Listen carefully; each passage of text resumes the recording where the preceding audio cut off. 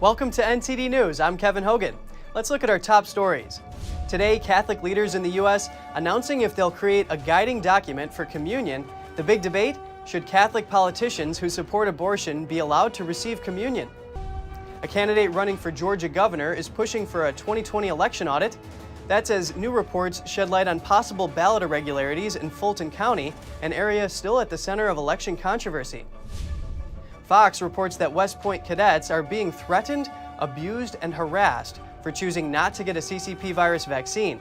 They say that even cadets who've already had COVID are being pressed to get the shots.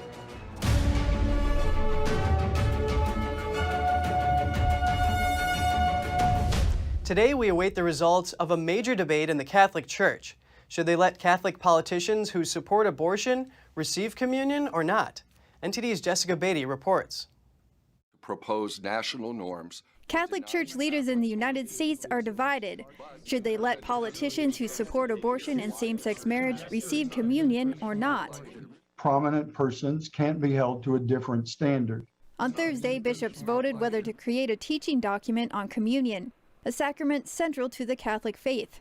If it passes, it could be a strong symbolic rebuke of Catholics who hold views contrary to church teachings, including President Biden.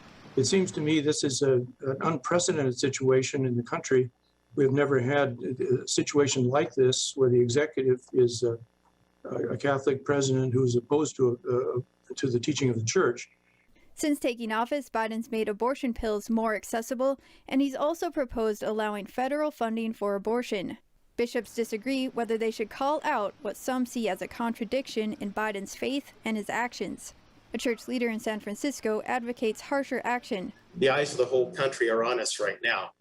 If we fail now and do not act courageously in presenting church teaching, how can we expect to be taken seriously when speaking on any other topic? But others say now is the time to help pastors rebuild their communities after over a year of separation. But not a few of pastors here in Chicago are puzzled to hear that bishops now want to talk about excluding people at a time when the real challenge before them is welcoming people back. The proposed document would not be a national policy, but a teaching document on communion. As serious as this is, ultimately, these high-profile individuals are only a few souls. The bigger issue is what we are teaching our children. And ultimately, individual bishops can decide who they serve communion to. We reached out to the White House for comment, but didn't immediately hear back. The results of Thursday's vote will be announced Friday. Jessica Beatty, NTD News.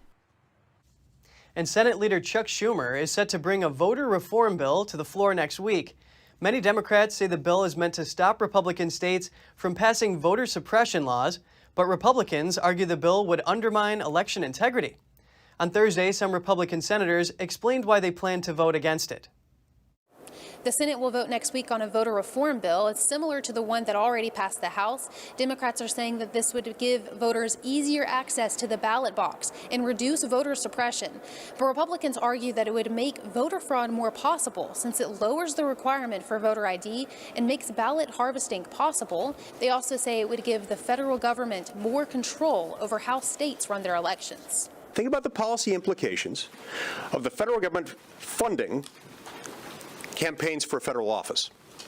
That means they'll be spending millions of dollars per race, and that means not everyone can be a candidate. So they'll have to decide which candidates are legitimate and which are not.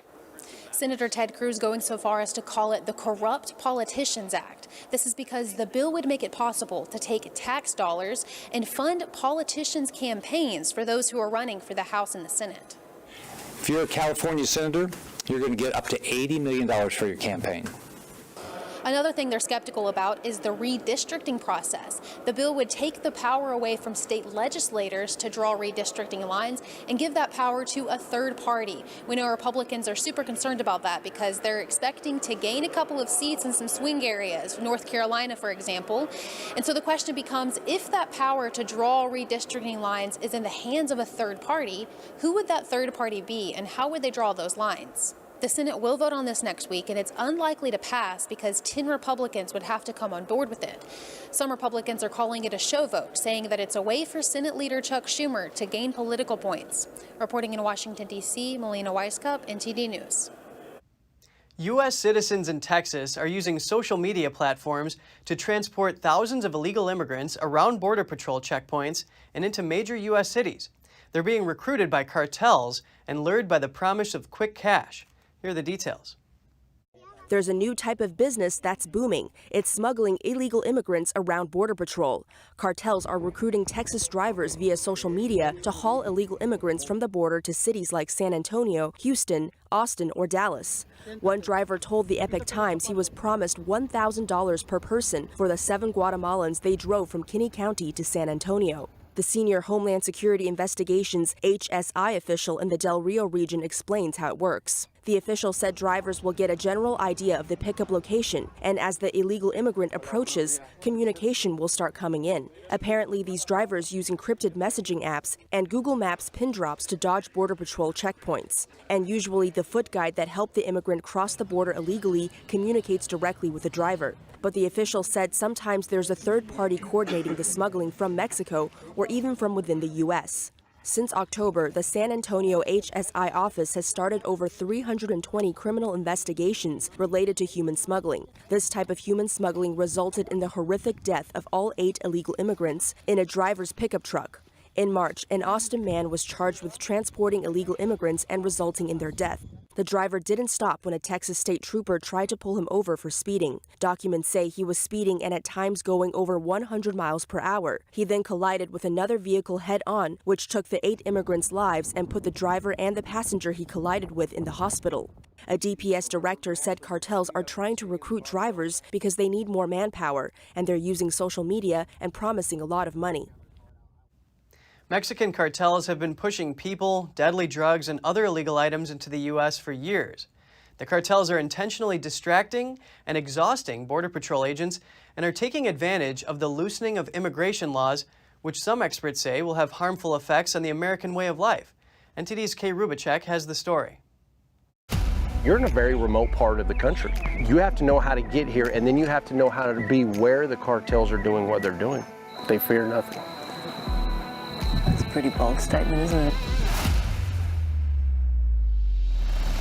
I want this country to continue being the place where you feel safe, the place where dreams come true, the place that you work hard and you can accomplish anything that you want.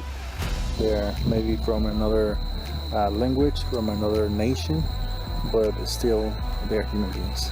I mean, I'm not the government, but I can pray for them. This is U.S. and this is Mexico. You literally have at every bend in this river. That's the way it really works, and it never shuts down. Come down and see for yourself. Welcome to the border. Oh my goodness, what a trip. Why are so many people willing to risk everything to cross the border into the U.S.? The freedom and safety we have here that we often take for granted is one reason. The wish for a higher standard of living is also another. I remember being 6 years old, coming into the United States. I've worked since I was 13 years old.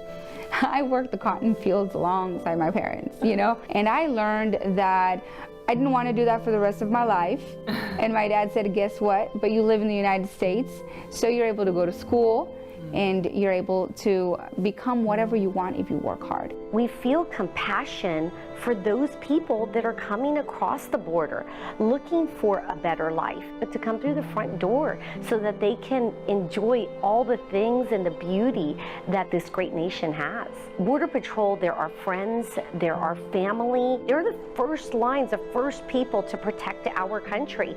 But with the influx of immigration that has happened right now, illegal immigration, they have become babysitters. What they have been reduced to is babysitting these people. And it takes them away from the job enforcing laws that stop illegal immigration and the drugs that come through. Right now, we've been watched. They're calling us out. And all the way down on every river and every bend of this river, they are watching everything all the time. And when they know that law enforcement is completely being utilized with the people, that's when they surge with the drugs and with the high values. It is a day in, day out, 24/7, 365. The cartels never shut down here. And they control this border, do they? They control not only the border, they control our side as well. Tune in to Life and Times every week on NTD television. Obamacare opponents say the Supreme Court avoided the question of whether the law is constitutional in a hearing Thursday. Instead, the court ruled that the states opposing the law don't have standing to bring it to court. GOP leaders opposing Obamacare denounced the ruling. The court decided states don't have the standing to sue over the law, but Republican politicians say the law is clearly unconstitutional, and the court didn't even consider that. Opponents argue the individual mandate baked into the law is unconstitutional because it forces people to buy health insurance. West Virginia Attorney General Patrick Morrisey says his state is deeply disappointed that the court ducked the question about the unconstitutionality of the individual mandate. The 7-justice majority of the court ruled that the plaintiffs can't be damaged by the mandate because the penalty for not purchasing insurance has been reduced to 0. Texas Attorney General Ken Paxton says the mandate was unconstitutional when the law was enacted and still is now. Justices Samuel Alito and Neil Gorsuch agreed in a dissenting opinion. Alito writes that the law has come before the court 3 times. He says, in all 3 episodes, with the Affordable Care Act facing a serious threat, the court has pulled off an improbable rescue. He says the court has had to define the individual mandate creatively to fit the law within the Constitution, adding that states that have a financial stake because of the law should have standing to challenge it. Arkansas Attorney General Leslie Rutledge says the court never considered the merits of their argument. She confirmed that she'll continue to press Congress to pass a law that allows states to be flexible with how they address health care while covering pre-existing conditions. Colorado's Secretary of State Jenna Griswold is attempting emergency elections rules to ban third-party individuals or vendors from accessing voting equipment in the state. Griswold says the rules are to block any county in her state from conducting an election audit like the one in Maricopa County, Arizona. She says several counties in Colorado have been contacted by third parties offering to conduct election audits. And several Colorado House Republicans also called for a third-party probe after the 2020 general election. Griswold blasted the Arizona audit, calling it faulty and unsecure, but she didn't respond to a request for clarification from the Epoch Times to clarify why she believed that about the audits. Georgia gubernatorial candidate Vernon Jones is urging his governor to audit the 2020 election statewide. This comes as new reports about election irregularities in Fulton County are coming out. NTD's Allison Lee has the details. Documents Fulton County sent to the Georgia Secretary of State during a risk-limiting audit late November last year are sparking allegations of irregularities and election malpractices impacting thousands of ballots. Responding to the report, Georgia gubernatorial candidate Vernon Jones has a message to Georgia Governor Brian Kemp. Governor Kemp, I call on you right now. We must call for a forensic state audit. And if he fails to do so, it may be time for him to consider stepping down. Media outlet Just the News says they reviewed the document. They first reported their findings on Thursday. The outlet shows that more than 100 batches of absentee ballots, which are around 10,000 ballots in total, were assigned tracking numbers, but were not recorded in handwritten logs. Just the News speculates that this means these ballots could be missing. More than 24 batches of absentee ballots were identified as having been double scanned. 5 sequential ballots of absentee votes each appeared with the exact same vote count. 392 for Biden, 96 for President Trump. NTD was able to independently verify the vote tallies for the 5 batches based on public records available on the Secretary of State's website, and Just the News uncovered more than that. The report indicates that there were control sheets for absentee ballot batches counted during the so-called audit that did not check a box indicating the ballot came from a container, or I should say came from a secure container. Garland Favorito, the lead plaintiff who filed a petition to review Fulton County absentee ballots, also shared about irregularities that he found from public records. We have found numerous batches from the public record that are 100 to nothing for Biden over Trump. We've got 4 batches, 100 to nothing. Biden, Trump. Biden, 100, Trump, nothing. Batch 3, Biden 100, Trump nothing. Batch 4, Biden 99, Trump 0. Favorito says these are statistical impossibilities. He also stresses that these irregularities warrant a forensic audit. A Georgia judge ruled late May to unseal Fulton County absentee ballots for the petitioners. The judge has since postponed the review date, but the petitioners are expected to be able to see them soon. Allison Lee, NTD News. Cadets at West Point say they're being harassed and abused for not taking a CCP virus vaccine.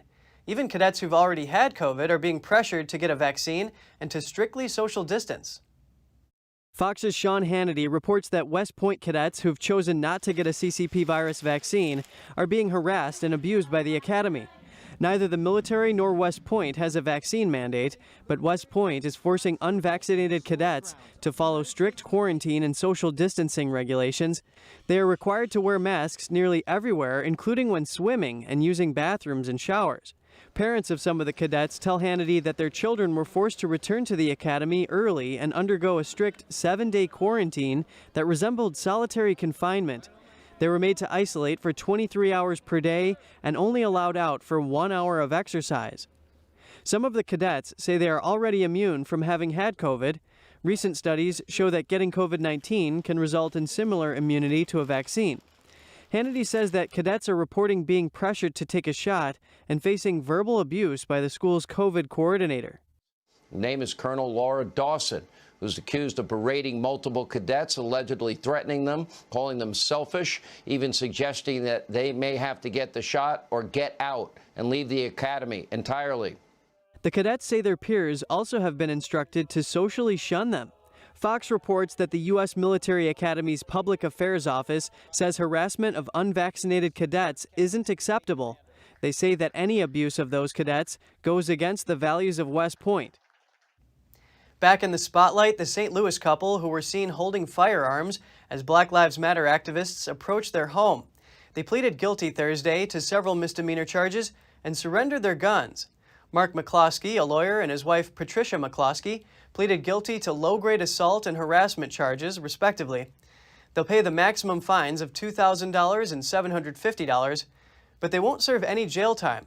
More notably, the two will be forced to forfeit the weapons they brandished while confronting BLM protesters last summer. Mark McCloskey told Newsmax why the couple pleaded the way they did. He explained prosecutors charged him with purposely placing others in apprehension of imminent fear of physical injury. He says he couldn't deny that accusation, noting that's what the Second Amendment was there for, to scare people off and make sure they didn't approach us. Texas is now a Second Amendment sanctuary state and a constitutional carry state. Texans don't need any permit to carry their handguns starting in September. NTD's Allison Lee reports. Where people are saying from the federal level to the local level that Second Amendment rights are under assault, that government officials are saying, heck yes, government is coming to take your guns. Texas will not let that happen. Texas Governor Greg Abbott signed 7 gun right bills into law on Thursday, and one of the bills makes Texas a constitutional carry state, meaning that from September 1st, legal gun owners don't need any permit to either open carry or concealed carry their handguns. Another bill makes Texas a Second Amendment sanctuary state. This helps to shield Texas and Texans from overreaching federal government laws that we will not allow any Texan to enforce in the Lone Star State. The signing ceremony took place at the Alamo, the cradle of liberty for Texas. The governor pays tribute to the men and women that defended the Alamo mission back in 1836 and explains its symbolic significance. They fought for freedom. They fought for liberty. And that included the freedom to be able to carry a weapon. And they knew the reason why somebody needed to carry a weapon was far more than just to use it to kill game that they would eat. They knew as much as anybody the necessity of being able to carry a weapon for the purpose of defending yourself against attacks by others. A reporter asked Abbott about a shooting in Austin last week that left a man dead. The governor said he visited the family of the victim and that it was a tragic event. But the family members were adamant about 2 things. 1, do not let this crime committed by teenagers be a reason to eliminate gun rights in the United States of America. As for the other 5 bills, 2 of them prohibit governments from restricting gun sales during declared disasters and from contracting with firms that discriminate against gun businesses like the NRA. One bill removes requirements for holsters. Another allows travelers visiting Texas to store firearms in their hotel rooms. And the last bill bars federal regulations for gun suppressors made and used in Texas. Allison Lee, NTD News. Still to come, the FAA approves a commercial space launchpad in southeast Georgia, but critics contend the site threatens a nearby island and naval base. And the pandemic has sent homeless numbers soaring in New York City's Times Square. Officials and volunteers talk about what's being done to help. That and more here on NTD News.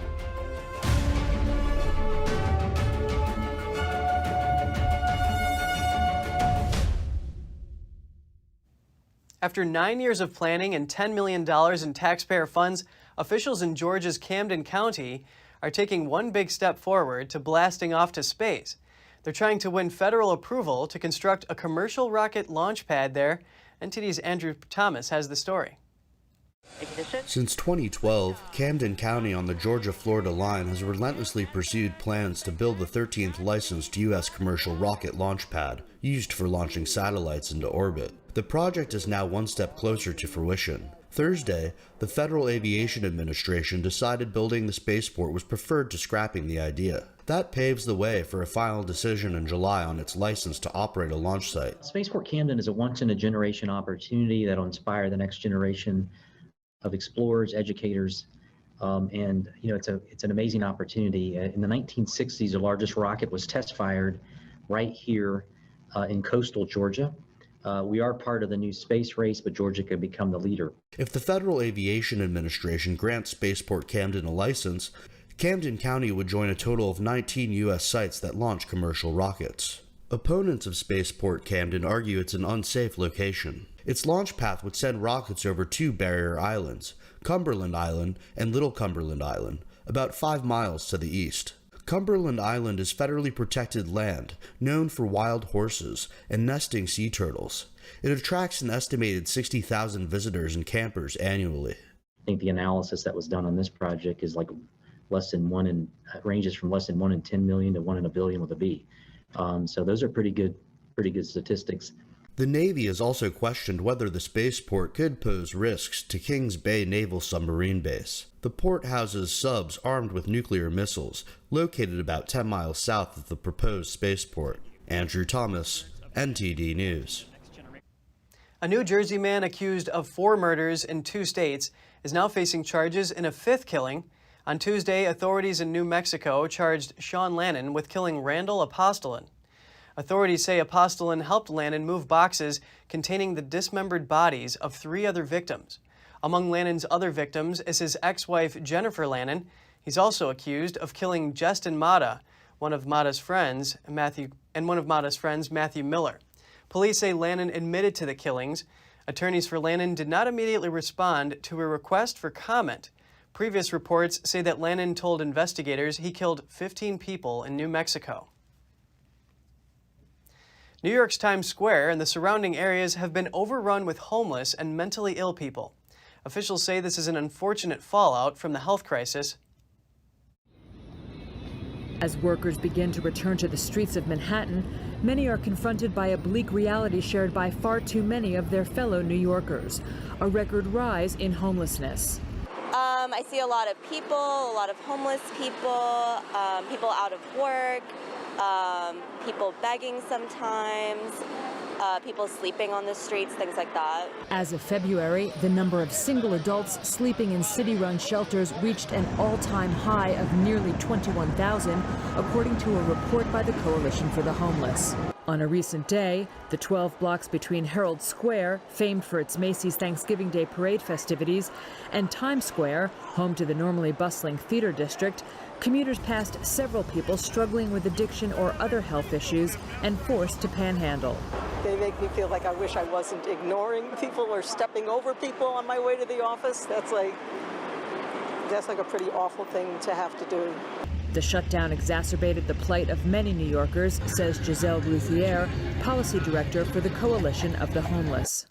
You know, when things shut down, and a lot of medicine kind of switched to telehealth, and people's appointments maybe got canceled.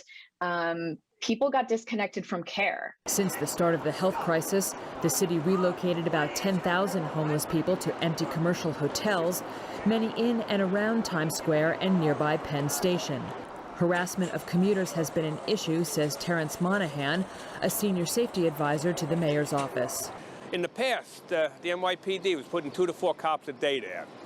Now they're dedicating 48 cops a day into the Penn Station area. But it can't just be the police. Times Square Alliance President Tom Harris said his group helps send community navigators into the streets to help the homeless reclaim their lives. So that we can get to the root cause of their problem, so that we can solve those problems and return them to productive members of society. And more hope is on the way. Late last month, the City Council voted overwhelmingly to expand a subsidy program to make housing more affordable to those who are homeless or threatened with eviction. Coming up, auto regulators say they've opened 30 investigations into Tesla crashes in the last 5 years. The accidents have led to 10 deaths in that time and are thought to involve driver assistance systems. And a rare trading card is poised to break records at auction this year. It's part of a now-deceased collector's trove valued in the millions. Stay tuned to find out more.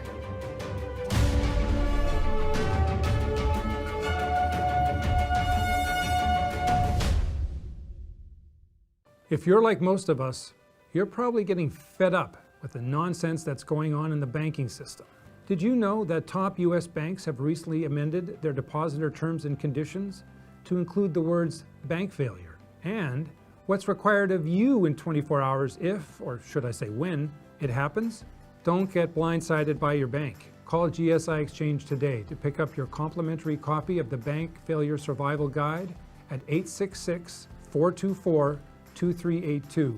We'll also send you the required format to file with your bank within 24 hours of their failure, which is now required by the top banks to avoid freezing of your funds. Yes. The top banks can now freeze your money. The world is in a strange place, and banks are constantly changing the rules. So stay on top of the current events that really matter by calling GSI Exchange and requesting your free guide at 866-424-2382. Hello, I'm Mike Lindell, inventor of MyPillow. Thanks to your support, you've helped make MyPillow become one of the fastest growing companies in America. Over the last 12 years, you've helped MyPillow create thousands of jobs right here in the USA. When I got MyPillow, I'm asleep almost immediately. I stay asleep at night and I wake up more well-rested in the morning. That's why I invented MyPillow. My patented fill adjusts to your exact individual needs and helps keep your neck supported and aligned. I'm interrupting this commercial right now. Retailers have canceled MyPillow, and to thank you for your support, I'm gonna pass the savings directly on to you. For example, you get my 6-piece towel sets, regular $109.99, now only $44.98, or MyPillow dog beds for as low as $19.99 with your promo code. For the best night's sleep in the whole wide world, visit MyPillow.com.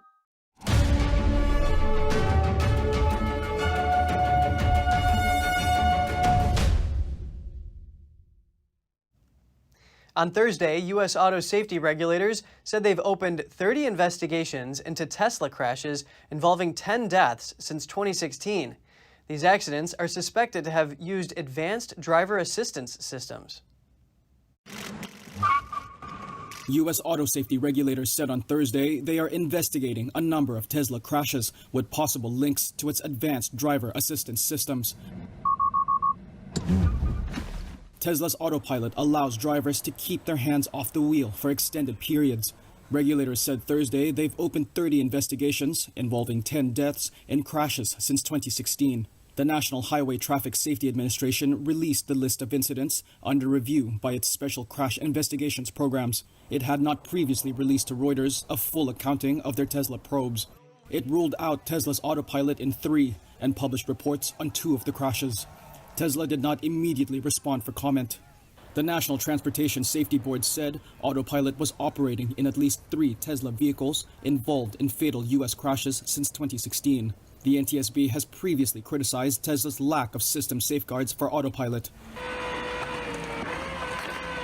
The issue received renewed attention after a Texas crash in April in which 2 people died and in which police believed no one was behind the wheel.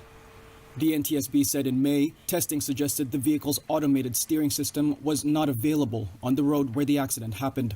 On Wednesday, the Senate Commerce Committee voted against moving ahead with regulations that would speed the adoption of self-driving cars.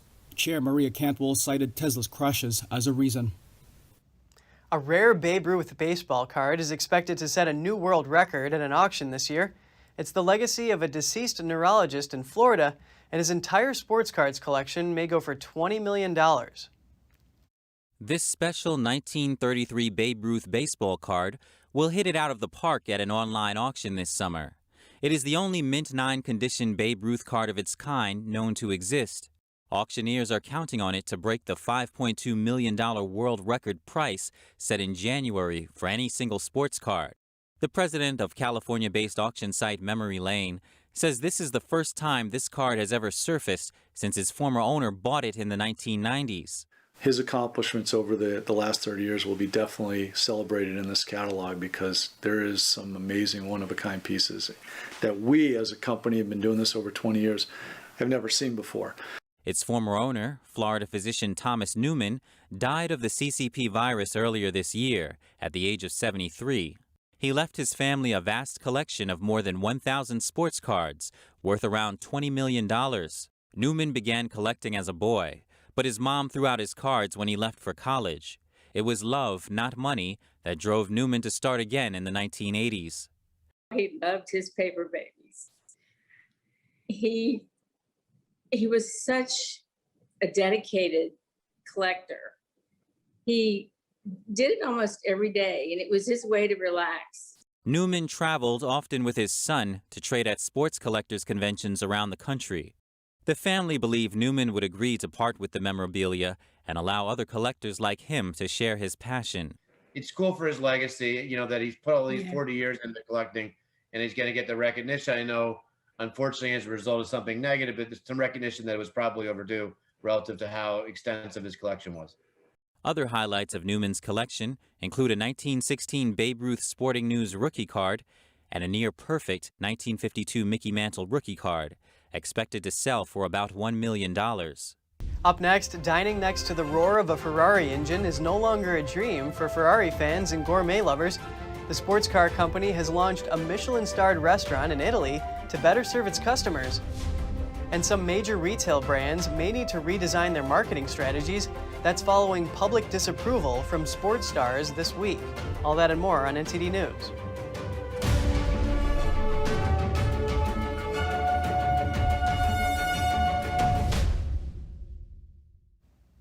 Rafael Nadal pulled out of Wimbledon in the Tokyo Olympics on Thursday, saying he decided after consulting with his team in a bid to prolong his career. The 35-year-old Spaniard said the 2-week gap between the French Open and Wimbledon, which starts on June 28th, was not enough time for him to recuperate after a demanding season where he played in 5 tournaments. In a tweet, the 2-time Wimbledon champion said it was not an easy decision, but that it was the right one. Nadal, a 20-time Grand Slam winner, played at the Monte Carlo Masters, Barcelona, Madrid Masters, and Rome Masters before the French Open. Nadal has won 2 gold medals at the Olympics. At the Rio Summer Games in 2016, he was the flag bearer for Spain. And tennis star Naomi Osaka has also withdrawn from this month's Wimbledon Championships, citing personal reasons, but her agent said on Thursday that she'll be ready for the Tokyo Olympics. World number 2 Naomi Osaka has withdrawn from this month's Wimbledon Championships for personal reasons. But her agent confirmed to Reuters on Thursday she will be ready for the Tokyo Olympics that start at the end of July. Adding, quote, Naomi won't be playing Wimbledon this year. She is taking some personal time with friends and family. The news comes on the heels of the 23-year-old quitting the French Open last month after organizers fined her $15,000 and threatened her with expulsion from the tournament when she refused to attend mandatory post-match press conferences, something Osaka announced in the build-up to the tournament. Osaka's defense was that she had social anxiety, and she explained that the media's line of questioning after matches impacted her mental health. Osaka's sudden withdrawal led to an outpouring of support from fellow tennis professionals and other athletes. following the news of Osaka pulling out of Wimbledon. The tournament's organizers, the All England Lawn Tennis Club, said Osaka would be greatly missed at the Grand Slam this year. Two big sponsors of Euro 2020 were publicly shunned by footballers this week. One expert says big brands may need to rethink their strategy. NTD's Joanne Robson has the details. Big brands sponsor big events. That's how sponsorship works, and it's a win-win situation for many. But after bottles of Coca-Cola were moved aside at a press conference by Portugal captain Ronaldo, more than £3 billion were wiped off the company's market value. Neil Graney, assistant professor at Durham University's Business School, says the big brands will recover from the incidents, but this might trigger a rethink. I think what kind of the bigger brands need to concern themselves with is two things really, in terms of how they activate their sponsorship. Is such things as Coca-Cola bottles or Heineken bottles in press conferences, is that outdated? Is there better ways of kind of activating that sponsorship?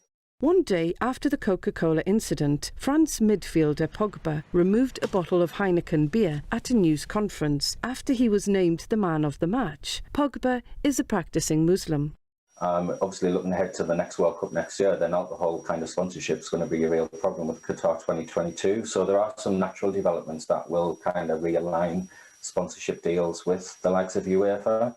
Graney believes the big brand's money is too much for the UEFA to turn down. But he says the big brands themselves will need to rethink what they want to be affiliated with. Joanne Robson, NTD News. Ferrari is partnering with a master chef to open a Michelin 3-star restaurant in Italy. It offers a one-of-a-kind culinary experience right in front of Ferrari's headquarters. Pictures of Formula One cars and real Ferrari engines on the wall. The iconic prancing horse logo as decorations. Ferrari is going to open a luxury restaurant in Modena, Italy, in collaboration with a Michelin 3-star chef. I said, okay, let's try, let's do it. And we create this incredible place with these incredible vibes. The restaurant's designer is an Iranian-French architect, and it used to be Ferrari's cafeteria, training center, and changing room. It closed in 2019, and now the sports car manufacturer relaunches it to provide customers with more than just supercars. With more affordable prices than haute cuisine restaurants, it will be a good place for both Ferrari owners and gourmet lovers. The chef is known to cherish conventions. His major concept is to juxtapose culinary traditions and innovation with modern design. I'm looking at the past in a critic way, not in a nostalgic one, to bring the best from the past into the future, to renew tradition, exactly as Ferrari does every day. He will offer gourmet cuisine featuring local specialty ingredients from Modena. This is what he calls signature dishes for the restaurant. I think if Enzo Ferrari would come, sit here, and would eat the tortellini as a historic compromise. Not with chicken broth, not with cream, but with Parmigiano Reggiano sauce. So it's a creamy sauce made with water and 36-month Parmigiano that is like we're gonna serve on top of that after they're being cooked in chicken broth. This is not the first time the Italian chef has worked with a luxury brand. In 2018, he opened with Gucci a 50-seat restaurant in Florence. Just ahead, researchers in Italy study the structure and acoustics of the violin. The team hopes to produce a violin using artificial intelligence by 2022. And the world's longest working DJ retires. Throughout a storied career, he's interviewed some of the world's biggest names in music, including the Beatles. More on that in just a moment.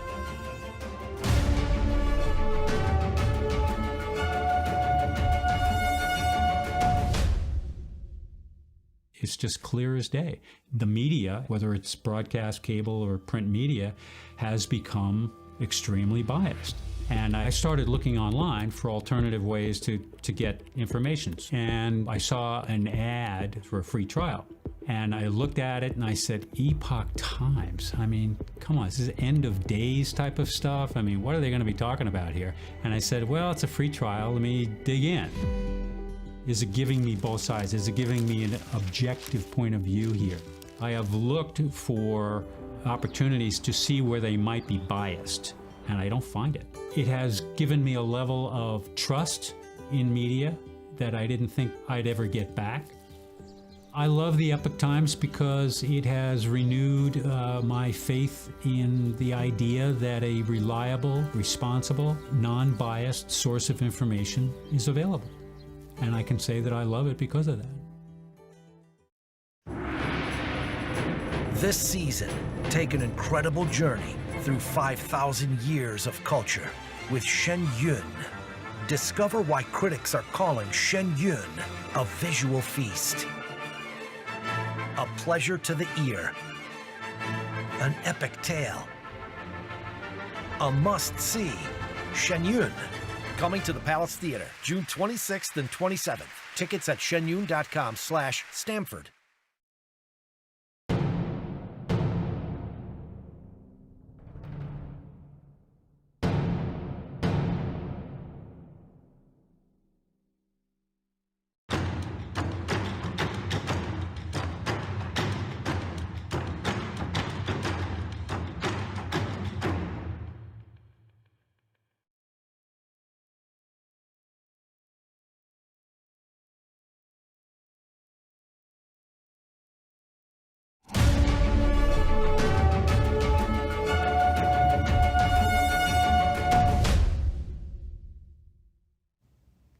Researchers in the Italian city of Cremona have taken on a unique project combining centuries-old craftsmanship with new technology. They're learning how to predict the way a violin's plate will vibrate depending on its shape.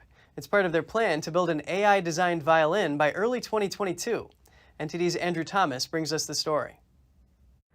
Postdoctoral researcher Sebastian Gonzalez was studying physics and computer simulations, but when his in-laws introduced him to violin making, he was hooked.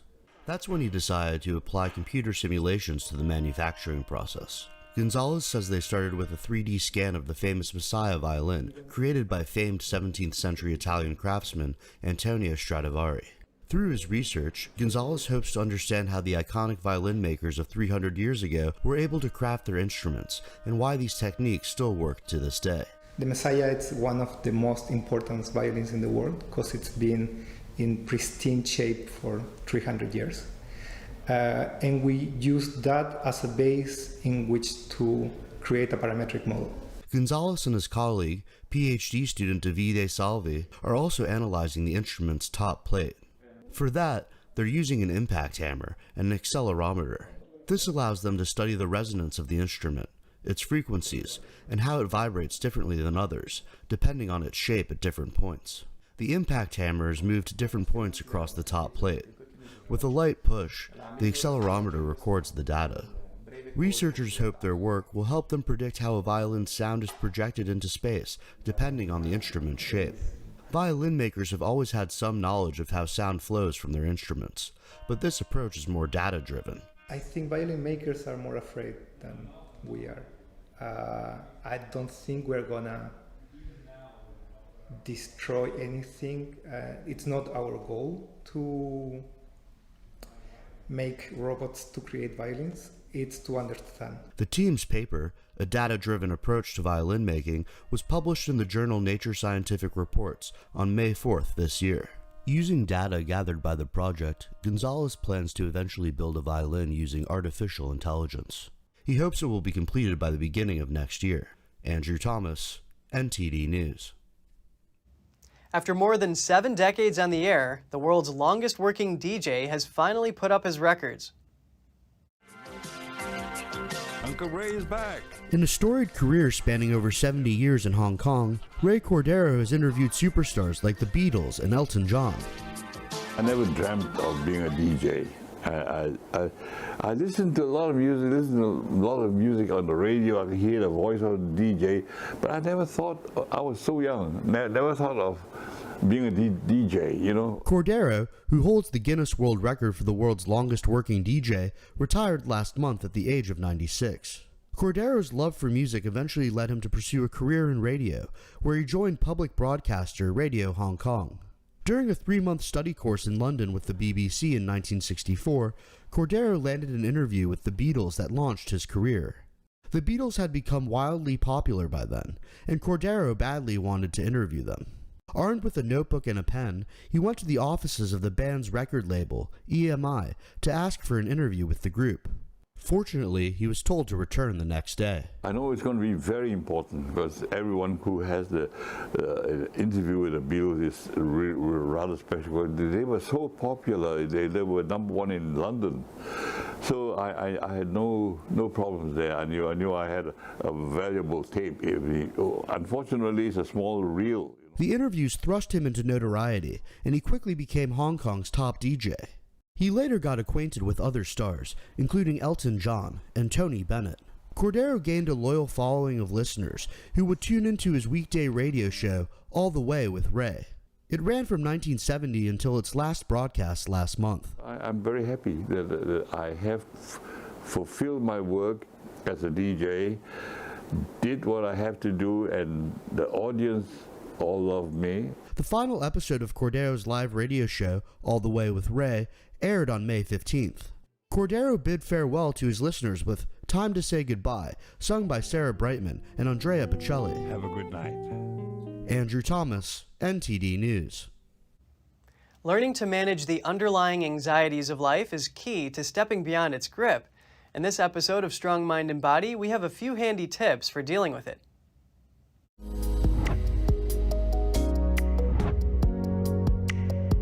Welcome to Strong Mind and Body. I'm Gina Marie. Underlying some of what we do is a sense of anxiety. It can manifest as uncertainty, fear, doubt, and dissatisfaction. And we react to this in so many unhelpful ways. We seek distraction, we eat unhealthy food, we procrastinate, we get caught in a cycle of anxiety and unhappiness, we lash out at others, and we dwell in our own loneliness. And then we go into denial about it all. So how do we deal with this? Instead of trying to cope with anxiety by using distractions like food, shopping, alcohol, drugs, or Facebook, we are going to find the courage to face it with a smile. Here are a few tips on working with it. Start by facing the physical feeling. Try to drop out of the story that's spinning around in your head. Instead, just be mindful of how your body feels. What does the anxiety feel like? Where in your body is it located? Stay with it and be curious about it. Don't run, just stay with the physical feeling. Instead of rejecting it and wanting it to stop, just open up to it and see it with curiosity. What does it feel like? Smile at it. Develop a feeling of friendliness toward the physical sensation. See it as one of the fundamental realities of your existence. Learn to be friends with it and realize it's not that bad. Just consider for a moment that life could be much worse. See this as a chance to work with something that will be with you for your entire life. See it as an opportunity to get comfortable with this discomfort. I know that was a lot of ideas to consider, but it really helps to calm down and think things through and learn to take things more lightly.